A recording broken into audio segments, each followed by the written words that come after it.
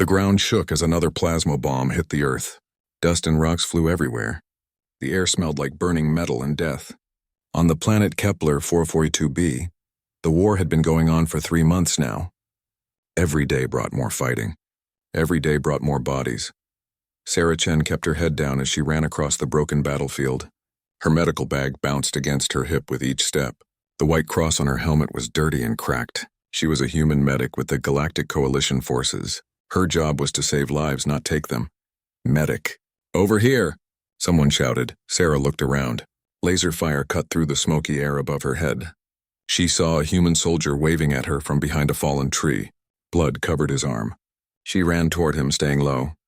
The soldier was young, maybe 20 years old. His name tag said Martinez.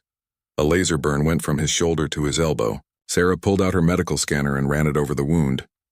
"You'll be fine," she told him. "It's not deep. Just needs cleaning and a patch." As she worked on Martinez, Sarah heard the sound that all Coalition soldiers feared. The low rumble of Void Reaper ships coming closer. The enemy was pushing forward again. "All units fall back." The order came through every soldier's radio.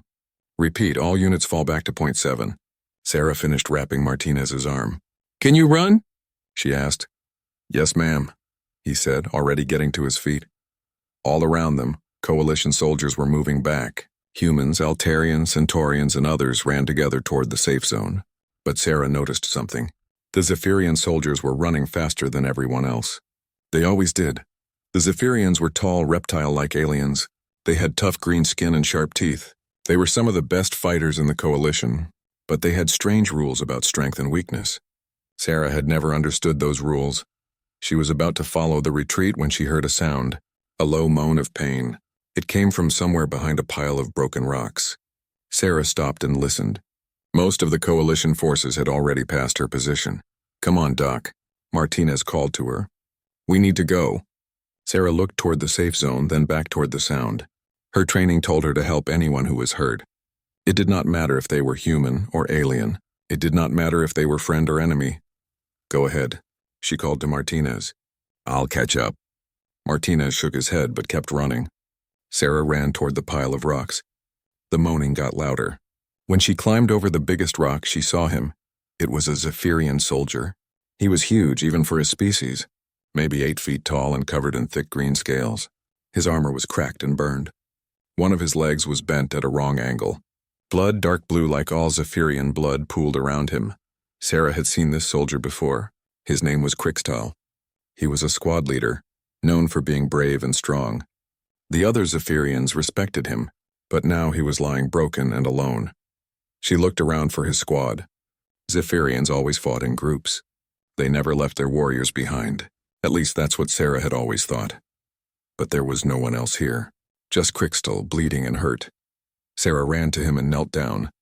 His eyes were closed. She checked his pulse. Zephyrians had 2 hearts and both were beating but very weak. She pulled out her medical scanner again. The results made her stomach drop. Internal bleeding. 3 broken ribs. A fractured leg. Burns over 30% of his body. Without treatment, he would die in less than an hour. "Hey," she said, touching his shoulder carefully. "Can you hear me?" Krixtal's eyes opened slowly. They were yellow with black pupils like a snake's eyes. When he saw Sarah, confusion filled his face. "Human," he said in a voice like rocks grinding together. Why are you here?" "I'm a medic," Sarah said. "I'm going to help you." Krixtal tried to laugh, but it turned into a cough. Blue blood came from his mouth. My own kind left me. They said I was weak, useless." Sarah felt anger rise in her chest. "What do you mean they left you?" "Zephyrian way," Krixtal said, his voice getting weaker. "Strong survive, weak die. I am broken, no use to squad." Sarah could not believe what she was hearing. "They just left you here to die?" Squad leader Vextor said. "Said it would be mercy, to let me die quick." Krixtal closed his eyes again. Better than living as cripple. The sound of enemy ships was getting closer. Sarah knew she had maybe 10 minutes before the Void Reapers reached this position. Every second she stayed here put her own life in danger. She looked at Krixtal again. He was so big that moving him would be almost impossible for someone her size. She was 5 feet 4 inches tall and weighed 120 pounds. He probably weighed 400 pounds. But Sarah had not become a medic to make easy choices. She had joined the Coalition Medical Corps because she believed every life had value. Human, alien, friend, or enemy. It did not matter. She pulled out her emergency radio. "This is Medic Chen. I need immediate evacuation support. I have a wounded Coalition soldier at grid reference Tango 77. "Negative, Chen," came the reply. "All evacuation units are committed. Get to point 7 now. I repeat, I need help with a wounded soldier." "What species?" the voice asked. Sarah hesitated. She knew what would happen when she answered. "Zephyrian." There was a long pause. "Chen, leave him." "That's an order. Zephyrians handle their own wounded. His squad left him behind. Not our problem. Get to point 7 now." Sarah turned off the radio. She looked at Krixtal, who had heard the whole conversation. His yellow eyes were open again, watching her. "You should go," he whispered. "Save yourself. I am already dead." Sarah stood up and looked around. There was a piece of metal roofing about 10 feet away. It was big enough and flat enough to work as a stretcher. She ran over and grabbed it, then dragged it back to Krixtal. "What are you doing?" he asked. "Getting you out of here," Sarah said. She began pushing and pulling at his massive body, trying to get him onto the metal sheet. "Why?" Krixtal asked. "You do not know me. I am not human. My own people do not want me." Sarah stopped for a moment and looked into his eyes. "Because that's what humans do," she said. "We don't leave people behind." With great effort, she managed to get most of Krixtal onto the makeshift stretcher. Then she grabbed one end and began to pull. Her muscles screamed in protest. Sweat ran down her face. But slowly, very slowly, the stretcher began to move. Behind them, the sound of Void Reaper ships got louder and louder. Sarah Chen had made her choice. Now she had to live with it. Sarah's arms felt like they were on fire. She had been dragging Krixtal for 20 minutes. The metal sheet scraped against rocks and dirt. Every few steps she had to stop and catch her breath. The Zephyrian soldier was so heavy. "Leave me," Krixtal said again. His voice was very weak now. "You will die trying to save me." "Shut up and save your strength," Sarah said between heavy breaths. She could see the Coalition camp ahead. It was built inside an old mining station. High walls made of metal and concrete surrounded it. Guard towers stood at each corner. Sarah had never been so happy to see those walls. But getting there was only the first problem. 2 human soldiers met Sarah at the main gate. They both had rifles and serious faces. Sarah recognized one of them. His name was Johnson.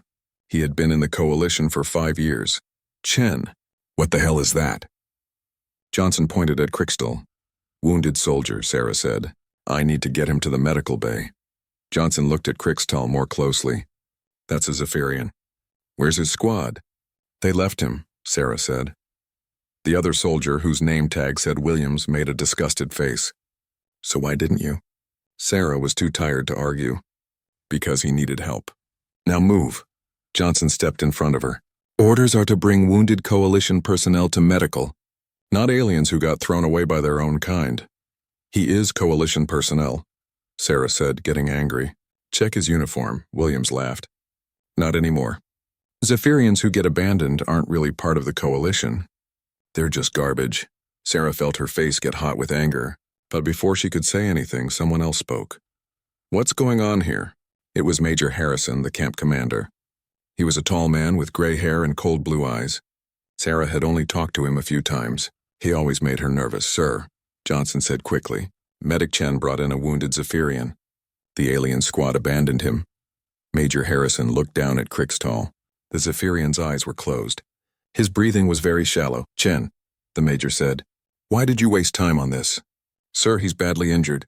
Without treatment, he'll die." "So? That's his problem, and his species' problem." Major Harrison crossed his arms. "We have limited medical supplies. I won't waste them on aliens who are too weak to keep up." Sarah could not believe what she was hearing. "Sir, with respect, the Coalition Medical Code says we treat all wounded personnel regardless of species. The Coalition Medical Code," Major Harrison said slowly, "does not apply to soldiers who have been abandoned by their own units. This alien is no longer part of the Coalition." "That's not his fault. I don't care whose fault it is." The major's voice got harder. "Take him to the alien quarter. Let his own people deal with him." Sarah knew what the alien quarter was like. It was where non-human Coalition members stayed when they were off duty. but it had no medical equipment. No doctors. It was basically a place to wait and die, sir, please. Just let me stabilize him. Then That's an order, Chen. Move him out of my sight. Sarah looked at Johnson and Williams. Neither of them would help her. She looked at Major Harrison. His face showed no emotion at all. Finally, she grabbed the stretcher again and started pulling Crixtel toward the medical bay. Chen, Major Harrison shouted. I said take him to the alien quarter. I heard you, sir, Sarah called back without stopping. She could hear Major Harrison talking angrily to Johnson and Williams behind her. But she kept walking. The medical bay was only 50 feet away. The medical bay was a large white building with the Coalition medical symbol on the front. Inside it had 20 beds and all the equipment Sarah needed to save lives. She had spent many hours here treating wounded soldiers. Dr. Peterson was on duty when Sarah dragged Crixtel inside. Peterson was an older human man who had been a military doctor for 30 years. He looked up from some paperwork when he heard the metal sheet scraping on the floor. Sarah, what in God's name is that? Wounded soldier, Sarah said. I need surgery bay 2 and a full trauma kit. Dr. Peterson walked over and looked at Crixtel. That's a Zephyrian. Where's his medic? They don't have medics like us. They just let their wounded die. Well, that's their choice. Dr. Peterson went back to his paperwork. Take him to the alien quarter. Sarah felt like screaming. Dr. Peterson, this soldier is going to die without treatment. Not my problem.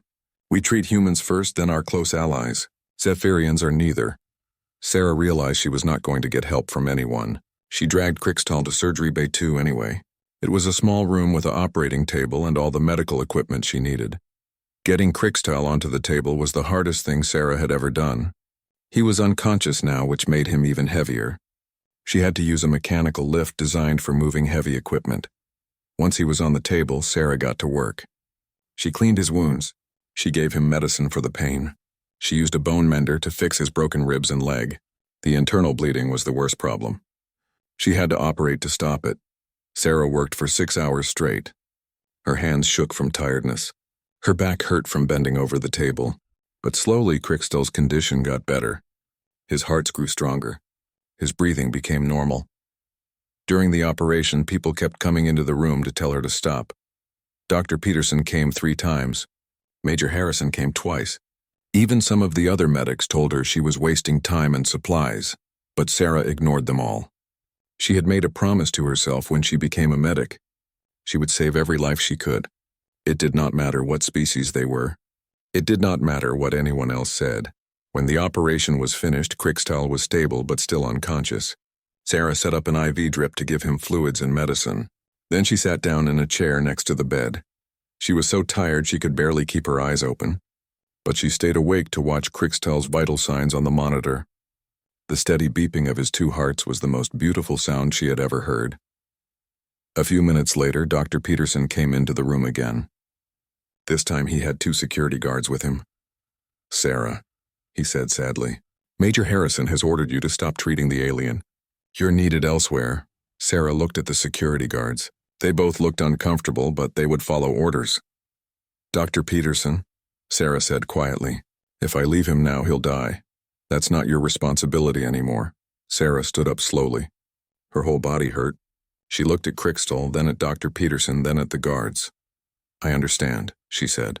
But I'm not leaving. Dr. Peterson sighed. Sarah, don't make this harder than it has to be. I became a medic to save lives, Sarah said. All lives. If you want me to stop, you'll have to arrest me. The security guards looked at each other. Neither one wanted to arrest a medic for trying to save someone. Dr. Peterson stared at Sarah for a long moment. Finally, he shook his head and walked out of the room. The guards followed him. Sarah sat back down next to Crixtel's bed. On the monitor, his heart kept beating steadily. She had won this battle. But she knew the war was just beginning. Crixtel woke up 3 days later. Sarah was sitting in the same chair she had been in for most of those 3 days. She had only left to eat and use the bathroom. Other medics had tried to make her go rest, but she refused. When Crixtel's yellow eyes opened, the first thing he saw was Sarah's face.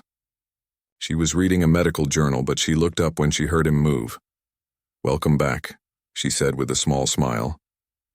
Crixtel tried to sit up, but pain shot through his body. He made a low growling sound. Don't move too much, Sarah told him. You had surgery. Your ribs are still healing. Crixtal looked around the room. Everything was white and clean. Machines beeped softly. He had never been in a human medical bay before. Where am I? He asked. Coalition Medical Bay. You've been unconscious for 3 days. Crixtal was quiet for a long time. He stared at the ceiling. Sarah could see he was thinking about something. Why? He finally asked. Why what? Why did you save me? Why are you still here? Sarah closed her medical journal. Because you needed help. But I am not human. I am not even wanted by my own kind. Sarah had been thinking about this question for 3 days. She had asked herself the same thing many times. Can I ask you something? She said. Crixtal nodded. Why did your squad really leave you? Crixtal's face became very sad. You would not understand. Humans are different. Try me. Crixtal was quiet again. Then he started to talk. In Zephyrian society, strength is everything. We have a saying. The strong eat, the weak die. It is not just words. It is how we live. Sarah listened carefully. When a warrior is injured badly, he becomes a burden to the squad. He slows everyone down. He uses resources that could go to healthy warriors. So we leave him. That's horrible, Sarah said. To you, maybe. To us, it is practical. It is survival. Crixtal looked at his bandaged ribs. I knew this day would come. Every warrior knows. When you can no longer fight, you are no longer useful. But you served with those soldiers for years, right? They were your friends. Friends? Crixtal made a sound that might have been a laugh.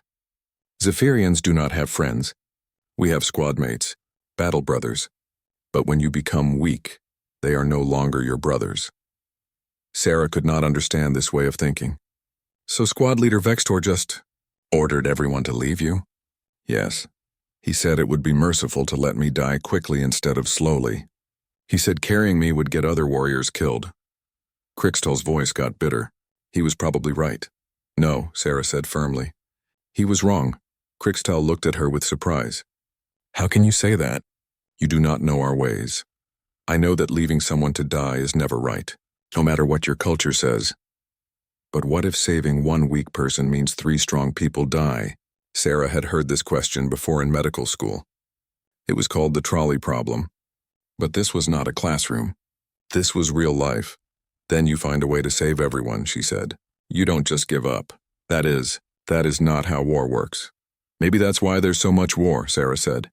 Because people think some lives matter more than others. Crixtal stared at her. In his culture, what Sarah had just said was crazy, but something about it made sense to him.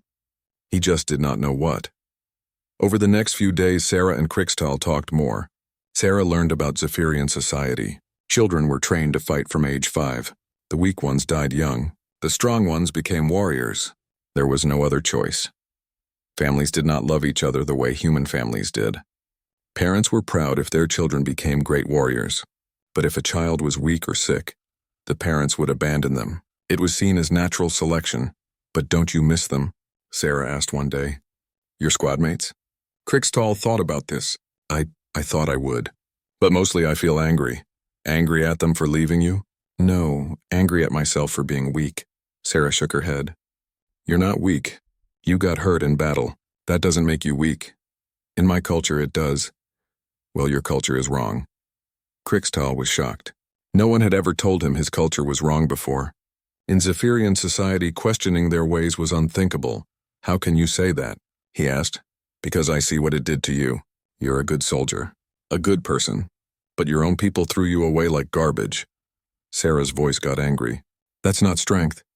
That's stupidity. But if we do not abandon the weak, the whole group becomes weak, says who? Crixtal did not have an answer for that. It was just something every Zephyrian knew. Like knowing the sky was blue or water was wet. Sarah told Crixtal about human culture. How humans took care of their sick and elderly. How they valued people for more than just their fighting ability. How they believed every person had worth. But humans are weak, Crixtal said. You are small and soft. You break easily. Physically, yes. But that made us smart. We learned to work together. We learned to use tools and technology. We learned to help each other. And that made you strong? It made us human. As the days passed, Crixtal got stronger. His ribs healed. His leg worked again. But he was still in the human medical bay. Major Harrison had ordered that no Zephyrian medics could come treat him, and Krixtal's own squad had not come to check on him even once. Sarah was officially in trouble for disobeying orders. Major Harrison had written her up for insubordination. Dr. Peterson had put a note in her file saying she wasted medical supplies. But she did not care. Other coalition soldiers came to visit the medical bay sometimes. Most of them ignored Krixtal completely. Some made jokes about the abandoned lizard. A few even suggested that Sarah should have left him to die. But some soldiers were different. Martinez, the young soldier Sarah had treated on the battlefield, came to thank her. He brought Krixtal some human food to try. A few other human medics began to help Sarah take care of Krixtal when their superiors were not watching. Slowly, Krixtal began to see that not all humans were the same. Some were kind. Some were cruel. Some were brave. Some were cowardly. Just like Zephyrians, but there was one big difference. Even the cruel humans did not abandon their wounded. Even the cowardly humans helped their squad mates. It was a rule that all humans seemed to follow, even when they did not like each other. "Why do you do this?" Krixtal asked Sarah one evening. "Why do humans help those who cannot help themselves?" Sarah was changing his bandages. She thought about the question carefully. "I guess because we know what it feels like to be helpless," she said. "Every human is born small and weak. We need help to survive. Maybe that teaches us to help others." "Zephyrians are born strong," Krixtal said. "I know. Maybe that's the problem." That night, Krixtal lay awake thinking about everything Sarah had told him. For the first time in his life, he wondered if the Zephyrian way was really the best way. He thought about squad leader Vextor, who had left him to die. He thought about his battle brothers who had not even looked back. He thought about Sarah, who had risked her own life to save him. Which one showed real strength? For the first time in his life, Krixtal was not sure he knew the answer. The alarm started screaming at 3 a.m. Sarah woke up instantly. She had been sleeping in a chair next to Krixtal's bed for 2 weeks now. The loud warning sounds meant only one thing. The base was under attack. "All personnel to emergency stations." Major Harrison's voice came over the speakers. "This is not a drill. Void Reapers are attacking the south wall." Sarah jumped up and looked out the window. In the distance, she could see flashes of laser fire. Explosions lit up the night sky. The enemy had somehow gotten past the outer defenses. Krixtal was already sitting up in bed. His yellow eyes were alert and focused. "How many?" he asked. "I don't know," Sarah said.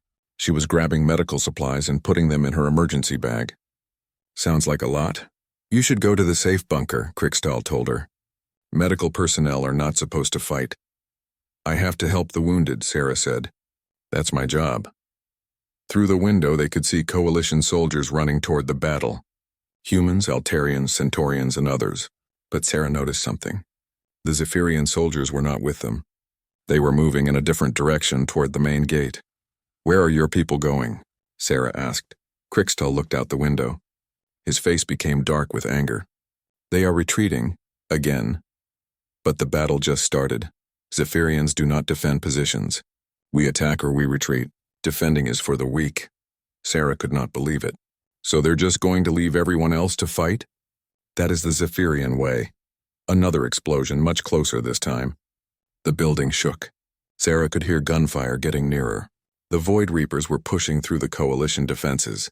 Dr. Peterson burst into the room. "Sarah, we're evacuating the medical bay. Help me move the patients." "What about Krixtal?"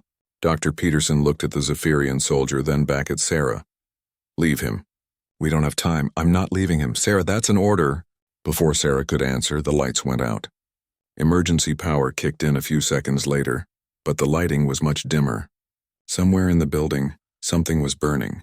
Sarah could smell smoke. Dr. Peterson ran out of the room to help other patients. Sarah turned to Krixtal. "Can you walk?" "Yes, but where would we go?" "The evacuation transports will not take me." Sarah knew he was right. In an emergency, the coalition saved their own people first. Abandoned aliens were not a priority. "Then we stay here and defend the medical bay," she said. "With what weapons?" "You are a medic, not a soldier." Sarah opened a storage cabinet and pulled out a coalition rifle.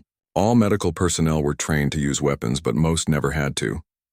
"I know how to shoot," she said. Krixtal got out of bed slowly. His wounds were mostly healed, but he was still weak. "Give me a weapon too." "You're not fully recovered." I can fight better injured than most species can fight healthy. Sarah found another rifle and handed it to him. Krikstal checked it expertly. Even hurt, he was still a warrior. Why are you doing this? He asked. You could evacuate with the other humans. You would be safe. Because there are patients in this building who can't be moved. Someone has to protect them. That is not your job. Yes, it is. They could hear the Void Reapers getting closer. The enemy soldiers made a high whistling sound when they moved. It was getting louder. Sarah and Krikstal moved to the main entrance of the medical bay. Through the glass doors, they could see Coalition soldiers falling back. The human commander was trying to organize a defense, but there were not enough troops left. Where is everyone? Sarah asked. The Zephyrians retreated. The Altarians probably went with them. That leaves mostly humans and a few Centaurians. A group of Void Reapers appeared at the far end of the courtyard. They were tall, thin aliens with gray skin and forearms. Each one carried 2 weapons. They moved like spiders, fast and deadly. The first group of enemies ran straight toward the medical bay. Sarah raised her rifle and fired. Her shot hit one of the Void Reapers in the chest. The alien fell but did not die. It kept crawling forward. Krikstal's rifle fired 3 times in rapid succession.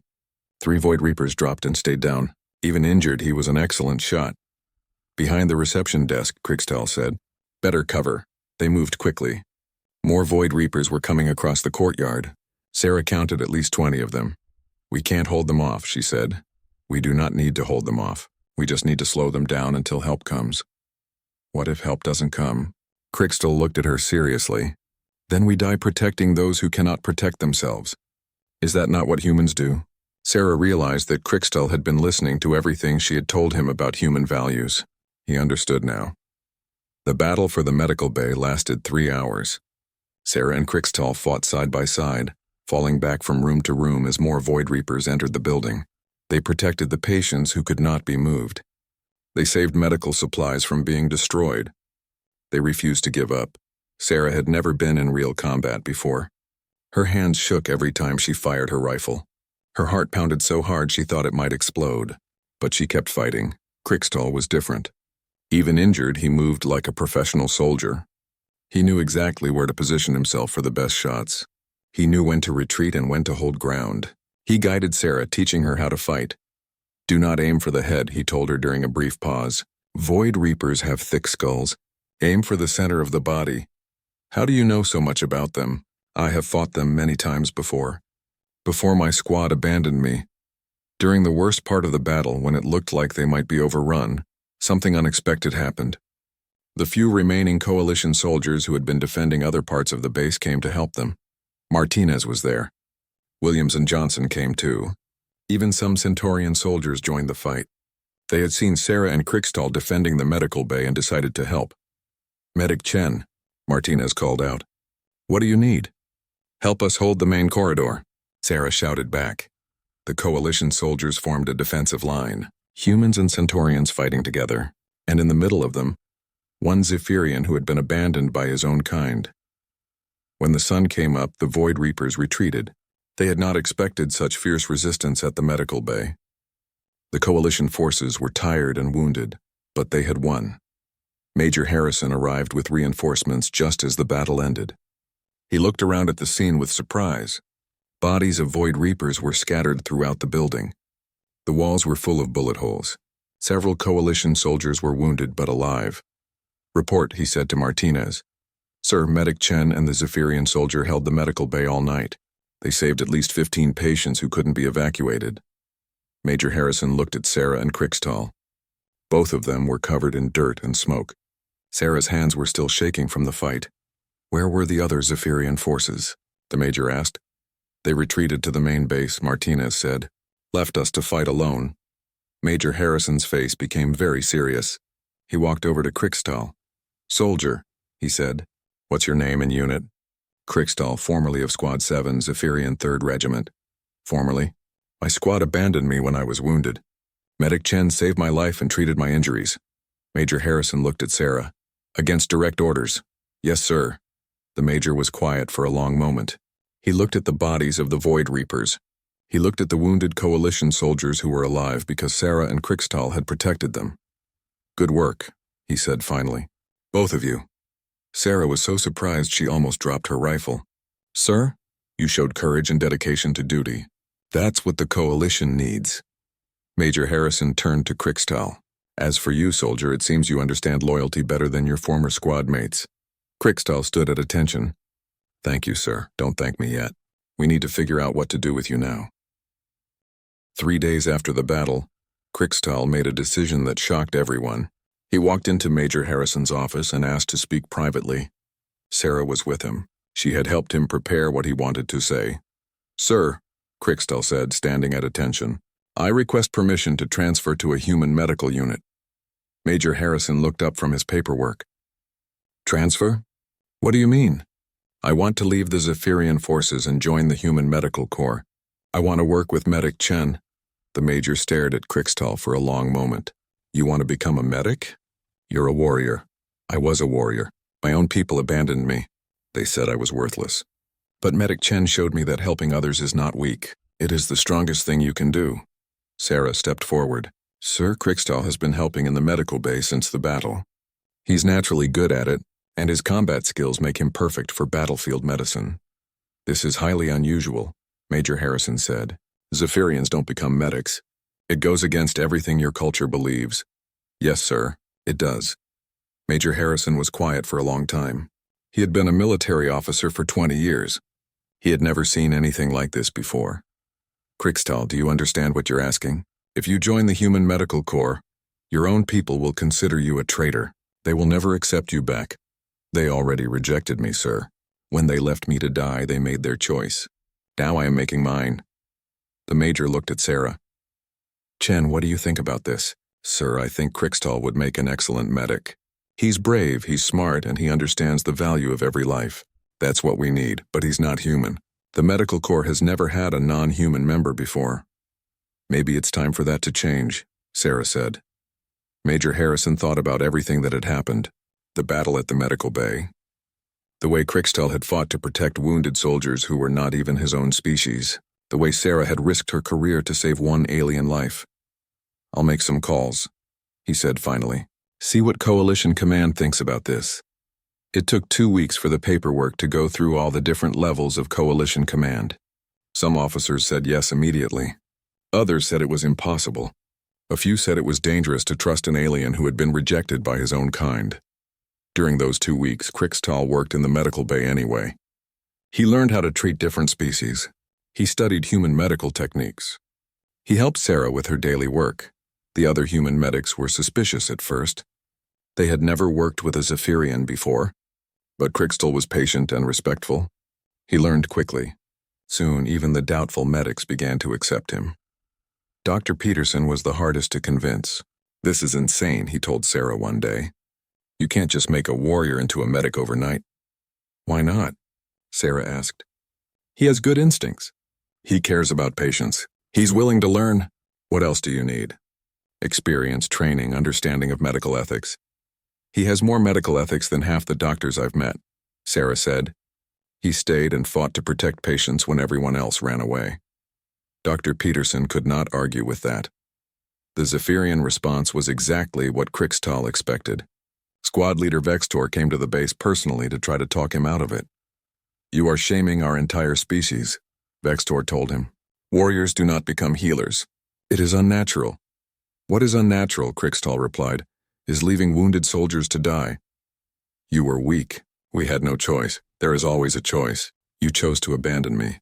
I choose to help others." Vextor's face showed disgust. "If you do this, you are no longer Zephyrian. You are nothing." Crickstal looked at his former squad leader. This was the alien he had served with for 5 years. This was the alien he had called brother. This was the alien who had left him to die. "Good," Crickstal said. "I do not want to be the kind of Zephyrian who abandons his comrades." Vextor left the base in anger. He told the other Zephyrian soldiers that Crickstal was dead to them. None of them were allowed to speak to him or acknowledge his existence. Crickstal felt sad about losing his people, but he also felt free. Finally, the approval came through. Coalition Command agreed to let Crickstal join the Human Medical Corps as an experimental program. If it worked well, they might allow other aliens to do the same thing. The ceremony was small but meaningful. Major Harrison officially welcomed Krixtal into the medical corps. Sarah pinned the medical cross symbol on his uniform. Dr. Peterson, who had finally come around, shook his hand. "Congratulations, Medic Krixtal," Dr. Peterson said. "I hope you know what you're getting into." "I do, sir. I'm getting into the business of saving lives instead of taking them." After the ceremony, Sarah and Krixtal walked around the base together. Everything looked different to Krixtal now. He was no longer a warrior. He was a healer.